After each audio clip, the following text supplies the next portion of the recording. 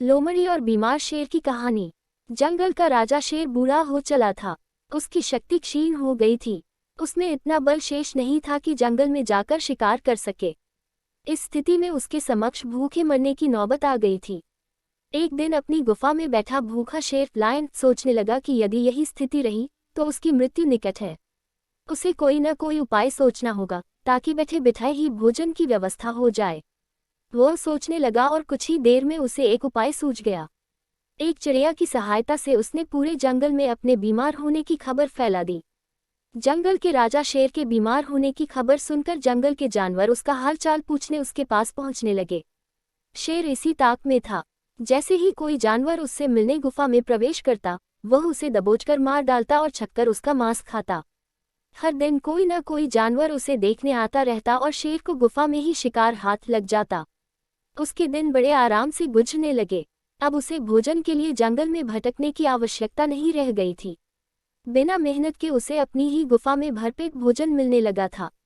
कुछ ही दिनों में वह अच्छा मोटा हो गया। एक सुबह एक लोमड़ी फॉक्स उसे देखने आई। लोमड़ी चालाक थी। वह गुफा के अंदर नहीं गई, बल्कि गुफा के द्वार पर खड़ी हो गई। वहीं से उसने शेर से पूछा, वनराज, आपकी तबीयत कैसी है? क्या अब आप अच्छा महसूस कर रहे हैं? कौन हो मित्र? अंदर तो आओ। मैं बीमार बूढ़ा शेर बाहर तक तुमसे मिलने नहीं आ सकता। मेरी दृष्टि भी कमजोर है। मैं तुम्हें यहाँ से ठीक से देख भी नहीं सकता। आओ मेरे पास आओ, मुझसे आखिरी बार मिल लो। मैं कुछ ही दिनों का मेहमान हूँ।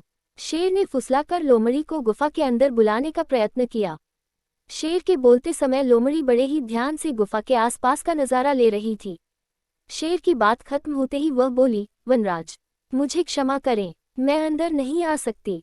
आपकी गुफा में अंदर जाते हुए जानवरों के पैरों के निशान तो हैं, किंतु बाहर आते हुए नहीं। इसका अर्थ मैं समझ गई हूँ। सब कुछ जानते बूझते हुए भी यदि मैं अंदर आ गई तो उस जानवरों की तरह मारी जाऊंगी जिनके पैरों के ये निशान हैं। इसलिए मैं जा रही हूँ। लोमड़ी ने जंगल में जाकर बूढ़े शेर की करतूत सभी जानवरों को बता दी।